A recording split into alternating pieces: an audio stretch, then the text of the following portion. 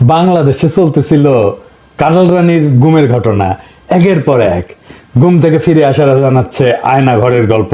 সারা দুনিয়ার মানবাধিকার সংস্থা থেকে প্রবল চাপ হাসিনা সরকারের উপরে এইসবের একটা গ্রহণযোগ্য তদন্ত করার। দেশে তৈরি হইল এক শক্তিশালী সংগঠন মায়ের ডাক। হাসিনার সামনে তখন দুইটা কাজ: বিদেশিদের বুঝানো, দেখো গুম বাংলাদেশে নতুন না, এই যে জিয়াউর রহমানের আমলে গুম হয়েছিল অনেক অনেক অনেক অনেক খোঁজই পাওয়া যায় নাই, তদন্তও হয় নাই। বাংলাদেশের মতো দেশে এটা করা যায় না বাবা, এত চাপাচাপি কইরো না।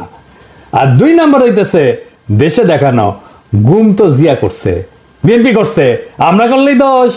তৈরি হইল মায়ের কান্না নামের সংগঠন। ওই যে পিটার হাসের সাথে গুতাগুতি করতে গেছিল না, ওই যে ওইটা। বিশিষ্ট সাংবাদিক তাসনিম খলিল ফতোয়া দিল জিয়ার আমলে এটা গুমই। তো তাসনিম খলিল এখন তো গুম কমিশন হয়েছে, তো এই গুমের কেন তদন্ত করে না গুম কমিশন?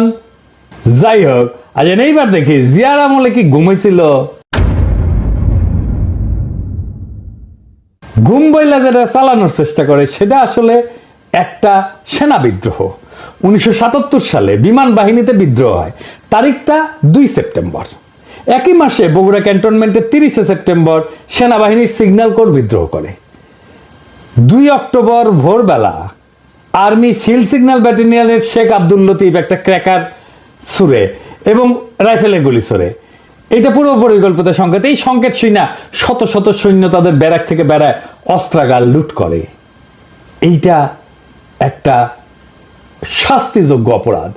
এই সৈন্যদের সাথে শীঘ্রই পাশের কুর্মিটলা বিমান ঘাটের কয়েকশো বিমান কর্মী যোগ দেয়। প্রায় ভোর রাতে কেন্দ্রীয় অর্ডিন্যান্স ডিপোতে প্রায় 700 সৈন্য এবং বিমান কর্মীরা আক্রমণ করে, যারা অস্ত্র এবং গোলা বারুদ লুট করে। সেনানিবাসে অব্যাহত সশস্ত্র বিপ্লবের আহ্বান জানায় লিফলেট ছড়ায় দেওয়া হয় সৈনিকদের মাঝে। সকাল 5টায় রেডিও স্টেশন দখল করে বিমান বাহিনীর সৈনিকেরা, যারা একটা বিপ্লবী সরকার গঠনের ঘোষণা করছিল। বিমান বাহিনীর সার্জেন্ট আফসার ঘোষণা করলো একটা বিপ্লব হয়েছে, দেশ পরিচালনার জন্য একটা বিপ্লবী পরিষদ গঠন করা হয়েছে এবং এই আফসার সে বিপ্লবী পরিষদের প্রধান। এমনকি নিউ ইয়র্ক টাইমসেও এই বিদ্রোহের খবর, রেডিও সেন্টার দখলের খবর এবং সেনাবাহিনীর বিপ্লবী পরিষদ গঠনের খবর এইটা প্রকাশিত হয়েছিল। এবং এই বিদ্রোহের সময় 11 জন বিমান বাহিনীর কর্মকর্তা নিহত হয়। শুধু তাই না, একজন বেসামরিক বিমান বাহিনীর কর্তার সন্তান নিহত হয়। Group captain Ras Masud, group captain Ansar Ahmed Chowdhury, wing commander Anwar Sheikh, squadron leader Matin, flight lieutenant Shaukat Jan Chowdhury, flight lieutenant Salauddin Mohammad, flying officer Mahbul Alam, flying officer Akhtaruzzaman, pilot officer MH Ansar, pilot officer Nazrul Islam, pilot officer Shariful Islam. শুধু এই না, বিদ্রোহীরা স্কোয়াড্রন লিডার সিরাজুল হকের 16 বছর বয়সী ছেলে মাসুম বাচ্চা মোহাম্মদ এনামকেও হত্যা করে। এই বিদ্রোহ কোনো কল্পিত ঘটনা না। রেডিও স্টেশন দখল করে রাষ্ট্র ক্ষমতা দখলের ঘোষণা দেওয়া হয়েছিল, বিদেশি মিডিয়াতে ছাপা হয়েছিল। এখন সেনা বিদ্রোহ হইলে খুনোখুনি করলো, কি করবে সরকার? যে কোনো সরকার কোর্ট মার্শাল করবে, তাই তো? ঠিক কি না? নাকি বলবে মেরা সকল শিরক না, তাই বলে কি প্রেম দেব না? সেনা বিদ্রোহ হয়েছে, সেটা দমন করা হয়েছে। সেনা বিদ্রোহ যারা করে তারা জানে সেনা বিদ্রোহ যদি সফল না হয় কোর্ট মার্শাল হবে, এটা জানে। দায়ীদের সর্বোচ্চ শাস্তি ফাঁসি দেওয়া হয়েছে। সারা দুনিয়ায় এটাই নিয়ম। সারা দুনিয়ায় যে কোনো দেশে সেনা বিদ্রোহ করলে ঠিক একই ঘটনা ঘটবে, কোনো আলাদা কিছু ঘটবে না, সম্ভব না। তাহলে জিয়া সরকারের দোষ কোথায়? এটারে গুম কেন বলা হইতেছে? এটার গুম বলার কোনো কারণ আছে? গুম মানে তো কাউরে ধরে নিয়ে গেছে, তার কোনো খোঁজ পাওয়া যাচ্ছে না। কারণ কোর্ট মার্শাল হচ্ছে, তার লিখিত পরিত আছে, তো তার একটা আইন আছে, তো তার নাম আছে, তার বিচার হচ্ছে, তো যেরকমই বিচার হোক। প্রেসিডেন্ট ইউনূসের সরকার গুম কমিশন করেছে, সেই গুম কমিশনগুলোকে গুম বলে না। না বলার পেছনে যুক্তিযুক্ত কারণ আছে, সেই জন্য বলে না। যাই হোক, এই যে হাসিনার বয়ান, সেটা তো সে পলিটিক্যালি বলছে, মায়ের কান্না নামে সংগঠন করছে। এটার বাইরে সে কালচারাল অ্যাসেট বানাইছে ক্যাম্পেইন করার জন্য। কি কি অ্যাসেট বানাইছে? প্রামাণ্য চিত্র বানাইছে ফুয়াদ চৌধুরীকে দিয়ে, নাম দিছে গণফাঁসি 77। বাংলাদেশ টেলিভিশনে ধারাবাহিক তথ্যচিত্র নির্মাণ করছে, নাম দিছে নাটের গুরু। আর এটা টেলিছবি করিছে সিআইএ ফান্ডে, নাম হইতেছে আয়েশা। আনিসুল হক আয়েশা মঙ্গল নামে এই উপন্যাসটা লিখেছিল। ওই বিমান বাহিনীর বিদ্রোহ নিয়া সেই উপন্যাসকে 2018 সালে টেলিছবিতে রূপ দেয় একজন পরিচালক, বিশেষ পরিচালক। কে সে? মোস্তফা সারোয়ার ফারুকী। হা হা, ওইখানে দেখানোর চেষ্টা করেছে জিয়াউর রহমানের আমল কত খারাপ ছিল, হেনা ভোট করেছিল, গুম হইতো। জিয়া একটা নিষ্ঠুর লোক ছিল, নিষ্ঠুর শাসক ছিল। বলা হয়েছে গুম করা হয় অসংখ্য অফিসারকে। হা হা হা, এই মোস্তফা সারোয়ার ফারুকী পত্রিকায় লিখেছে সিনেমার আয়েশার স্বামী যে চঞ্চল চৌধুরী অভিনয় করেছিল সে গুম হয়েছিল। লিখিচ্ছে আয়েশারা যখন গুম হয়ে যাওয়া কিংবা আইন বহির্ভূতভাবে গ্রেপ্তার হওয়া স্বজনদের মুক্তির দাবিতে চোখের পানি বিসর্জন দেয়, তখন সে আবেগ রাষ্ট্রকে যে বিন্দুমাত্র নাড়া দিতে পারে না। ফারুকী স্ট্যাটাস দিয়া জানায় যে কেন ওই সময়ের গুমের কথা বলছে, কেন এখনকার গুমের কথা, মানে হাসিনার আমলের গুমের কথা করছে না, বুঝছাও? মানে ওই সময় গুম হয়েছিল বিশিষ্ট আওয়ামী লেসপেন্সার, প্রথম আলোর আনিসুল হক আর মোস্তফা সারোয়ার ফারুকীর যে মেল বন্ধন, এটা অনেক দিনের কেমিস্ট্রি। পত্রিকায় লিখিচ্ছে ফারুকীর জীবনের সেরা কাজগুলোর অধিকাংশের পেছনেই যে আরেকজন ব্যক্তির ভূমিকা আছে, তিনি হলেন সাহিত্যিক আনিসুল হক।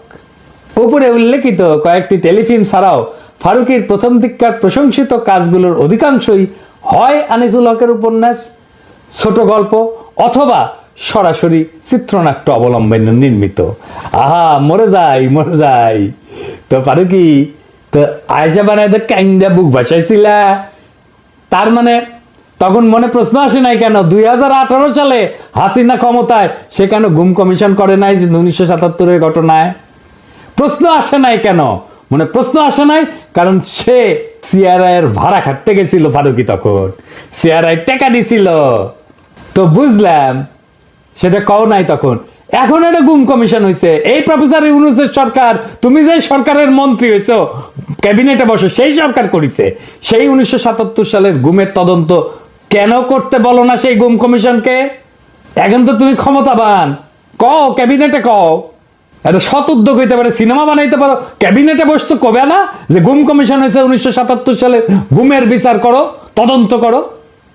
এখন আবার সে কইবে না, কারণ সিআরআই তো টাকা দিবে না। চালাক মানুষ, এই অতি চালাক মানুষকে কে পছন্দ করলো? হ্যাঁ, অনেকে মনে করে আসিফ নজরুল। হ্যাঁ, না, সেটা ঠিক না। কে আসেন সেটা দেখি। মোস্তফা সারোয়ার ফারুকীকে আসিফ নজরুল সিলেক্ট করে নাই, মানে যত দোষ নন্দ গোষ্ঠ যা হয় সব আসিফ নজরুলের কাঁধে চাপে। ইনফ্যাক্ট মোস্তফা সারোয়ার ফারুকীর সিলেকশনের সময় আসিফ নজরুলের ভূমিকাই ছিল না কোনো। এইটা আমার নিজস্ব অনুসন্ধানে পাওয়া গেছে, আমার নিজস্ব অনুসন্ধানে বাইরে হয়েছে সেই নাম যে এই মোস্তফা সারোয়ার ফারুকীর ঘৃণিত নামটা প্রস্তাব করছিল। কে সেটা? সে হইতেছে রেজওয়ানা হাসান, সুন্দরী কোটা হওয়া উপদেষ্টা। সামেসি করে কাম সাইরে নিল। আসিফ নজরুল খাইলো গ্যাল খায় ভূত হয়ে গেল, আর সে মহা আনন্দে কাম সাইরা ঠাসি গায়ে বসে আছে। দেখি যাও কেমন চালাকের চালাক। এই রেজওয়ানা হাসান মিশন নিছে ইন্ডিয়ান ইন্টারেস্ট বাংলাদেশে প্রতিষ্ঠা করবে। মোস্তফা সারোয়ার ফারুকীর কেস সাকসেসফুলি করার পরে সে আত্মবিশ্বাসী হয়ে উঠছে, এই কাজে আরো অগ্রসর হয়েছে। দেখেন নিউজটা কি কইছে, ভারতের সঙ্গে সম্পর্কের ছায়া দুই দেশের স্বার্থেই দূর করতে হবে। তো কন্ত রেজওয়ানা কি পররাষ্ট্রমন্ত্রী না প্রধান উপদেষ্টা? সে তো পরিবেশ মন্ত্রী, তাও ভারতের সাথে সম্পর্ক নিয়ে কথা বলার কুরকুরানি কেন? আমি তো এমনি গেলাই না, সে কথা বলতে গেছে পরিবেশ নিয়ে, পররাষ্ট্র নীতি নিয়ে কথা বলার দরকার কি? এখন কবে সাংবাদিকরা প্রশ্ন করেছে, কি করব? সাংবাদিক প্রশ্ন করলে বলবে এটা আপনারা পররাষ্ট্র উপদেষ্টারা জিজ্ঞেস করেন, কিন্তু সেটা তো করবে না, কারণ এই মিশন তো তার নিজের মিশন। আপনাদের মনে আছে ইলিশ মাছ কেন ইন্ডিয়া পাঠানো হইলো, সেটা নিয়েও সে বয়ান দিতে আসছিল। এই যে শুনেন, যারা এই ইলিশটা চাচ্ছেন তারাও কিন্তু এই বৈষম্য বিরোধী ছাত্র আন্দোলনে ওই পারে থেকে অনেক সমর্থন দিয়েছেন, সেটা আমরা সকলে দেখেছি। কেন সে কি বাণিজ্য নাকি মৎস্য মন্ত্রী? এখন কইতে পারেন সে তো ব্রিফিং করে সরকারের পক্ষে, মেনে নিলাম। এই দুই ইন্ডিয়া সংক্রান্ত বক্তব্য কি সরকারি ব্রিফিং টাইমে কইছে? কয় নাই, বলছে নিজস্ব ক্যাপাসিটিতে, নিজস্ব টাইমে ওর পাংখা গজাইছে। কইছে না যদি রাজনীতিবিদ হয়ে সংস্কার করে তাহলে 53 বছর তারা কি করেছেন? হ্যাঁ, তার মানে 53 বছর কোনো সংস্কার হয় নাই। হ্যাঁ, ওই সংস্কার বুঝে চিন্তা করেন, সংস্কার হয় নাই। 80-র দশকে যে বাজারমুখী অর্থনীতি গ্রহণ করা হলো নীতি হিসাবে, এটা সংস্কার না? রেজওয়ানা 82 সালে যে উপজেলা পদ্ধতি চালু হইল, তৃণমূল পর্যায়ে প্রশাসন কার্যকর করার জন্য ব্যবস্থা নেওয়া হইলো, এইটা সংস্কার না? সিটি কর্পোরেশন হইলো, ঢাকা চট্টগ্রাম সহ বড় শহরগুলোতে সিটি কর্পোরেশনের কার্যক্রম চালু হইলো, এটা সংস্কার না স্থানীয় সরকারের? 1991 সালে যে সংসদীয় গণতন্ত্র প্রতিষ্ঠা হইল, এটা সংস্কার না? তত্ত্বাবধায়ক সরকার যে হয়েছিল 96 সালে, এটা সংস্কার না? 1990-এর দশকে প্রাথমিক শিক্ষা যে বাধ্যতামূলক এবং ফ্রি করা হইল, এটা সংস্কার না শিক্ষায়? 1982-তে জাতীয় ওষুধ নীতি করা হইল, পুরো ফার্মাসিউটিক্যালের আগাবাস্তলার সংস্কার হইল এই নীতিতে, এটা সংস্কার না? 4.5 মাসে আপনি কিতা করেছেন সুন্দরী উপদেষ্টা? আপনার টাইমে তো ঢাকার বাতাস সবচেয়ে দূষিত নাকি? তো কি সংস্কার করেছেন? মুখ খারাপ করতে ইচ্ছে করলে করলাম না আর কি।